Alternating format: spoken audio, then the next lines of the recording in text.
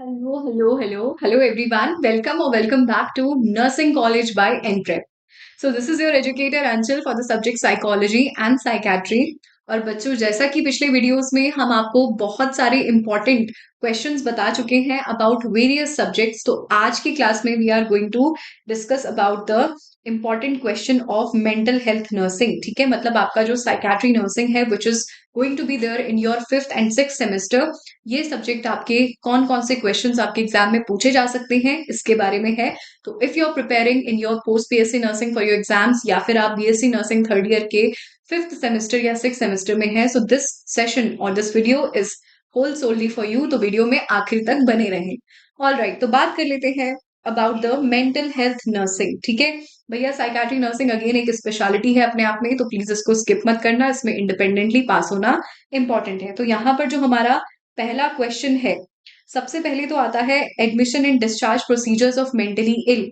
बहुत इंपॉर्टेंट है ये। ठीक है, एडमिशन और डिस्चार्ज में आपके क्या क्या आते हैं, पैरोल आता है, admission by special orders, admission by magistrate, ये there are various types of admissions. Voluntary admission हो सकता है। ठीक है, तो ये सब क्या है आपके, these are the various types of admissions and discharges. ठीक है, इसके अलावा define schizophrenia, explain its symptoms, causes, treatment and nursing management.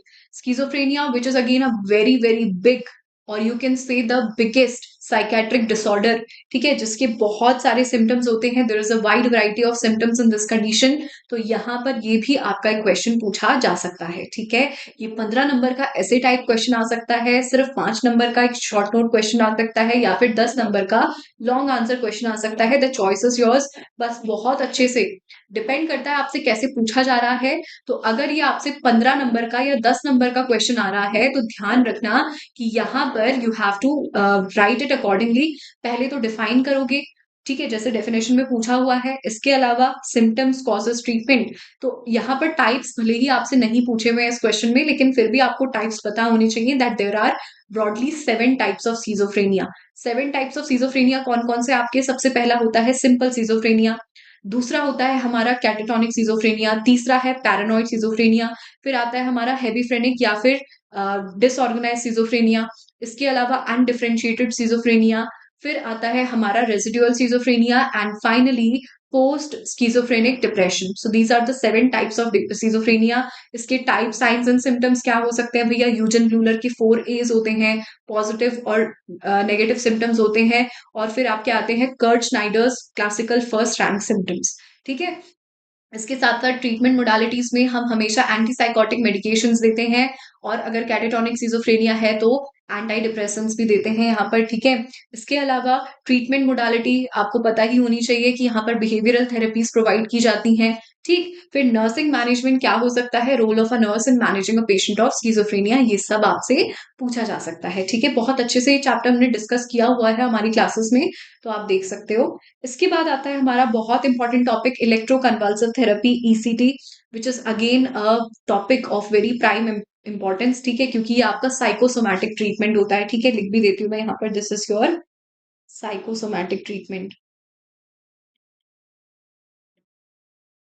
ठीक है, और इसमें हम क्या करते हैं देखो, अब साइकोसोमैटिक ट्रीटमेंट है, इलेक्ट्रोकन्वल्सिव थेरेपी है, इसके आगे मैं यहाँ पर स्टार बना रही हूँ क्योंकि आपका जो 2017 का national mental health care act है, उसमें काफी सारे प्रोविजंस चेंज हुए हैं, तो उसके अकॉर्डिंग आपको ईसीटी लिखनी है कि यहाँ पर माइनर्स को ईसीटी नहीं दी जाती है, और बिना एनेस्थीसिया और मसल रिलैक्सेंट के आप ईसीटी नहीं दे सकते। ठीक है, तो प्री केयर क्या आप प्रोसीजर फॉलो करोगे, during the time of ECT क्या करना है, आफ्टर ईसीटी क्या करना है, ये सारी चीजें you have to write in this. ठीक है, इसके अलावा बीपी कफ कब बांधा जाता है, कौन कौन से ड्रग्स यहाँ पर देते हैं। ठीक है, मसल रिलैक्सेंट। ठीक है, इसके अलावा आपका सक्सिनाइल कोलिन, एट्रोपिन, ठीक है, और थायोपेंटल सोडियम, ये सब चीजें दी जाती हैं, ये सब आपको लिख कर आना है। इसके बाद आ जाते हैं नेक्स्ट क्वेश्चन पे, नेशनल मेंटल हेल्थ प्रोग्राम। ठीक है, तो बच्चों प्रोग्राम पूछा हुआ है यहाँ पर। ठीक है, नेशनल मेंटल हेल्थ प्रोग्राम कब आया था, 1982 में। ठीक है, 1982 का नेशनल मेंटल हेल्थ प्रोग्राम। ठीक, मैं आपको पहले भी बता चुकी हूँ, 82 में आया था प्रोग्राम, 87 में आया था एक्ट, और 2017 में, यानी कि पूरे 30 साल बाद उसके अमेंडमेंट्स चेंज किए गए।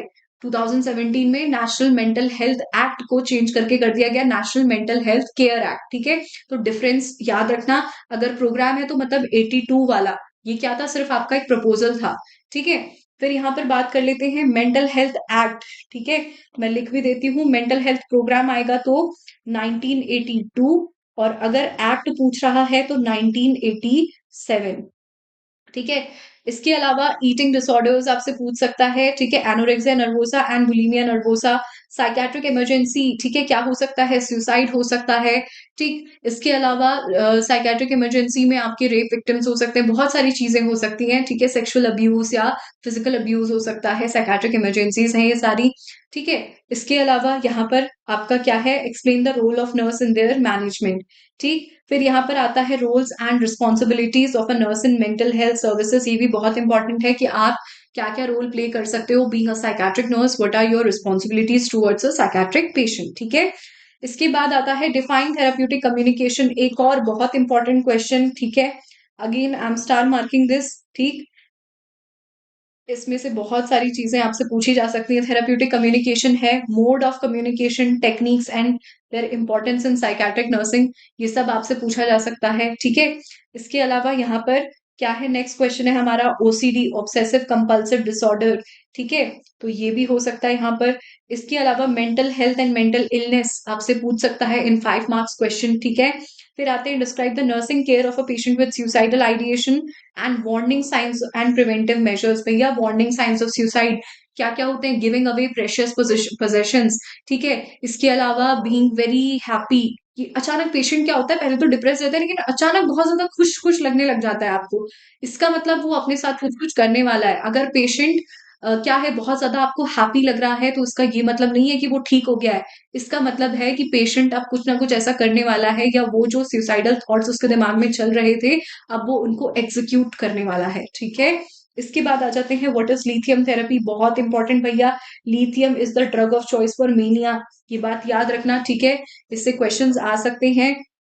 इंडिकेशन, साइड इफेक्ट्स, ये तमाम चीजें आपको पता होनी चाहिए। ठीक है, रिस्पॉन्सिबिलिटीज। फिर आता है आपका PTSD, post traumatic stress disorder.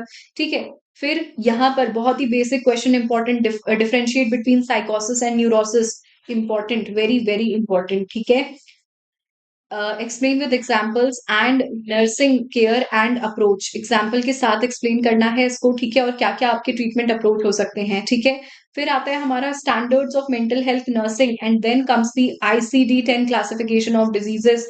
भैया ये हर चैप्टर से पहले मैंने आपको पढ़ाया है प्रॉपर क्लासिफिकेशन, चाहे वो आपके ऑर्गेनिक ब्रेन डिसऑर्डर्स हो, चाहे वो आपके पर्सनालिटी डिसऑर्डर्स हो, चाहे वो आपके साइकेट्रिक या सोमैटोफॉर्म डिसऑर्डर्स हो, या वो आपके मेंटल रिटार्डेशन हो, चाइल्डहुड और एडोलेसेंट डिसऑर्डर्स हो, ये सब चीजें पढ़ाई हैं। ठीक है, फिर आता है यहाँ पर क्राइसिस इंटरवेंशन। ठीक है, describe the phases of crisis intervention and nurse's role. ठीक है, फिर आता है behavioural psychotherapy methods and the Johari window.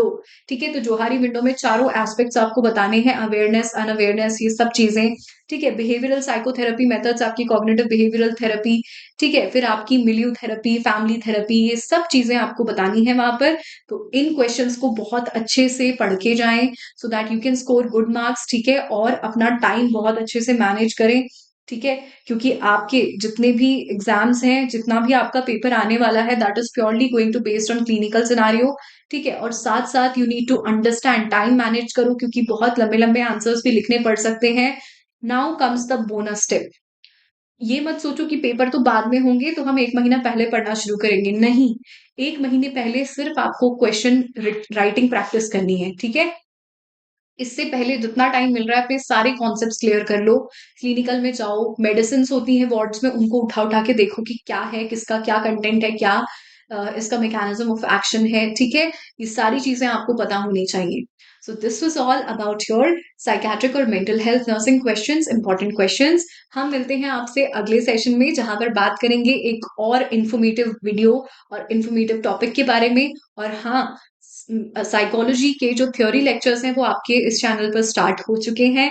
ठीक है, हमने इंट्रोडक्शन कर लिया है, डिफेंस मैकेनिज्म्स पढ़ लिए हैं, और कुछ साइकोलॉजिकल या डेवलपमेंटल थ्योरीज हमने डिस्कस कर ली हैं। तो please do not forget to watch those videos also, क्योंकि अगर आप अपनी थ्योरी प्रिपेयर कर रहे हैं तो वो आपके लिए काफी बेनिफिशियल रहने वाला है। ठीक है? With this, I take your leave. All the very best. Take good care of yourself. As and I always say, shine bright, nurses. Thank you so much. This is my time.